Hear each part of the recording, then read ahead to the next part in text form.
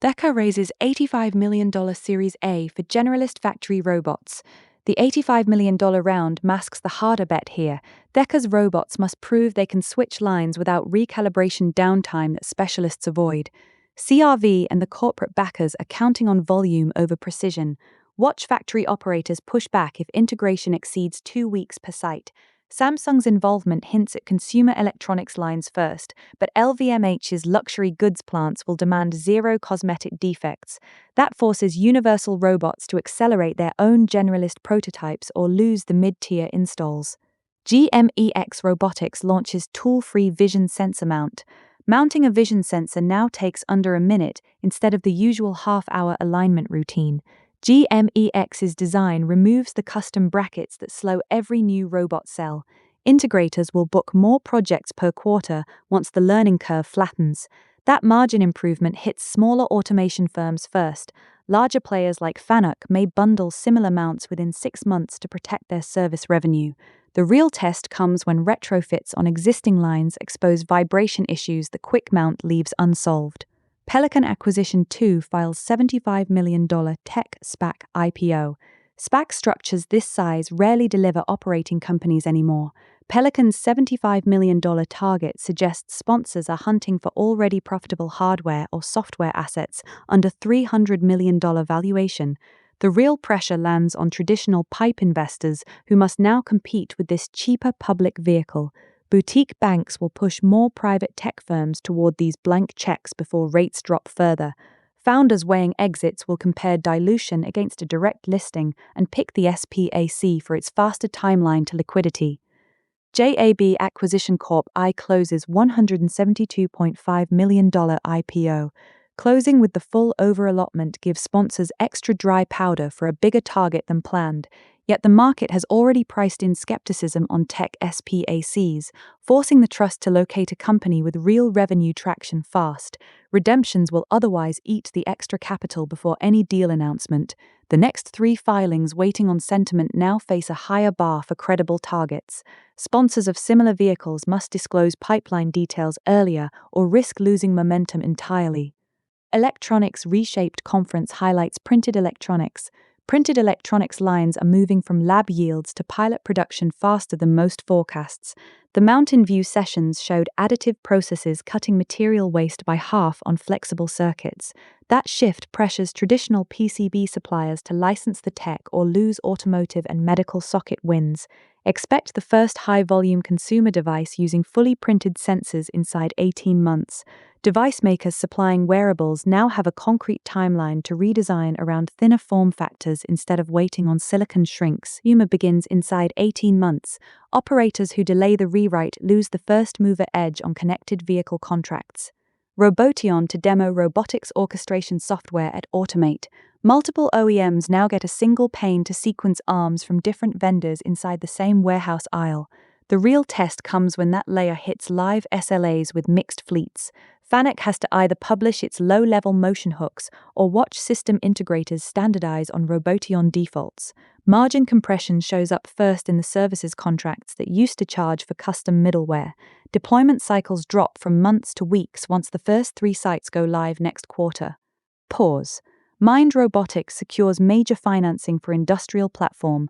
Hardware lead times still stretch past 40 weeks even after this round closes. Mind's deployment stack targets the gap between prototype cells and line rate production. That forces Boston Dynamics to either match the integration tooling or lose bids where uptime guarantees matter more than gripper novelty. Second-order pressure lands on the integrators who have been quoting 6-month commissioning cycles. Those quotes become uncompetitive inside the next 12 months once pilots clear testing. RFPs shift once the first 3 auto lines report cycle time improvements. Western Midstream closes $1.6 billion Brazos, Delaware acquisition. Permian gathering margins have already compressed 18% year over year, making this footprint move more defensive than it first appears. Enterprise Products Partners must accelerate its own Delaware projects or accept utilization drops on legacy lines. The knock-on effect appears in volume commitments that midstream contracts usually lock for 5 years. Those terms get renegotiated downward once the combined asset base comes online next spring. The first sign shows up in Q3 earnings calls when guidance on contracted volumes gets shaded lower. Mass CEC opens grant applications for net zero projects. $40,000 grants rarely move grid hardware, yet this June deadline aligns with utility budgets closing in August. The winners will lock vendor selections before year-end. Schneider Electric must adjust its bid margins on the next Massachusetts RFPs or watch smaller integrators take the first net zero pilot slots. Second-order pressure hits the supply chain for medium-voltage gear that utilities usually source under multi-year frameworks. Those frameworks face their first carve-outs inside 18 months once the pilots clear. Virginia Tech students develop NSW-CDD communication system. Will traditional defense suppliers feel this pinch first? Student-built systems that clear security reviews in a single semester remove the multi-year qualification moat that primes rely on.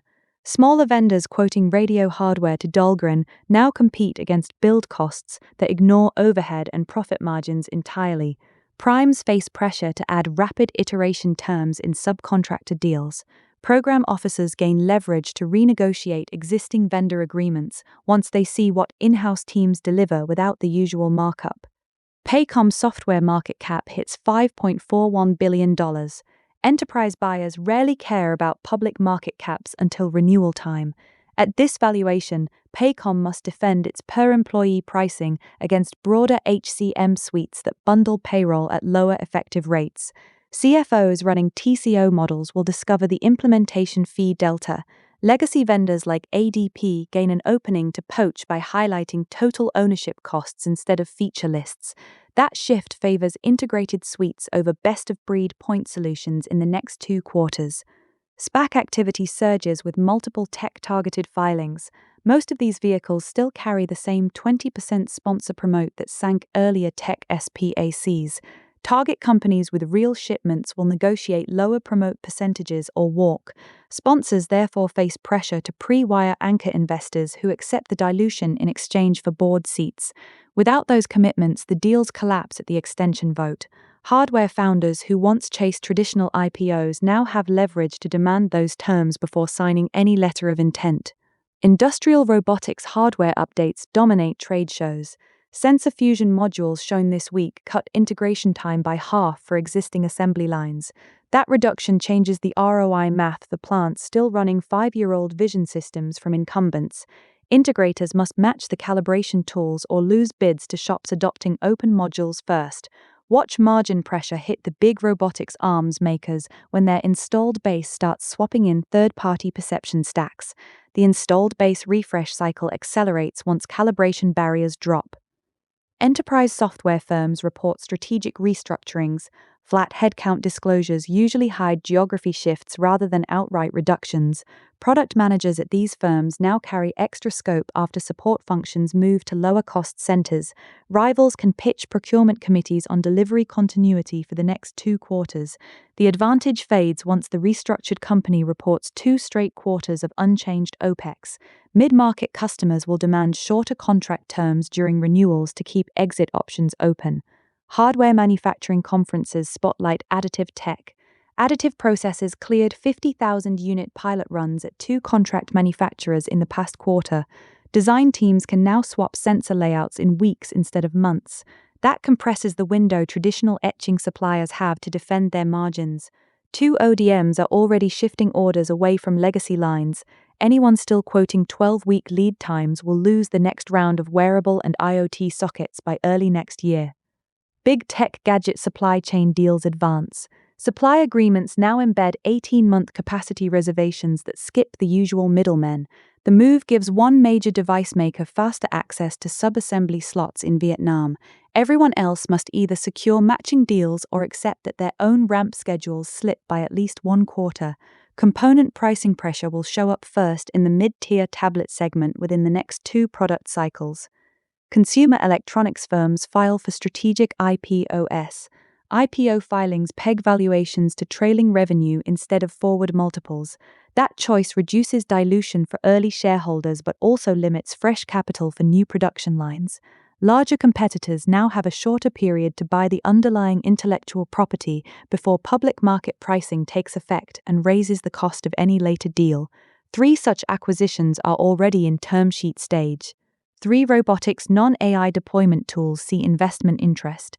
Funding targets integration layers that let standard robot arms manage mixed part runs without new end effectors. The bottleneck has always been reprogramming time, not the hardware itself. One investor now requires public benchmark data from its portfolio. That single requirement will push slower factories to either publish their own numbers or switch platforms inside 12 months to stay competitive on cost. M&A activity in midstream and tech infrastructure closes. Pipeline capacity added through the recent acquisition serves 2 fresh data center builds. The priority access clause in the contract matters more than the headline price. Competing operators must now renegotiate their utility terms or face higher costs when summer demand spikes. Grid-constrained sites will see the first rate increases within the next cooling season if they delay contract talks.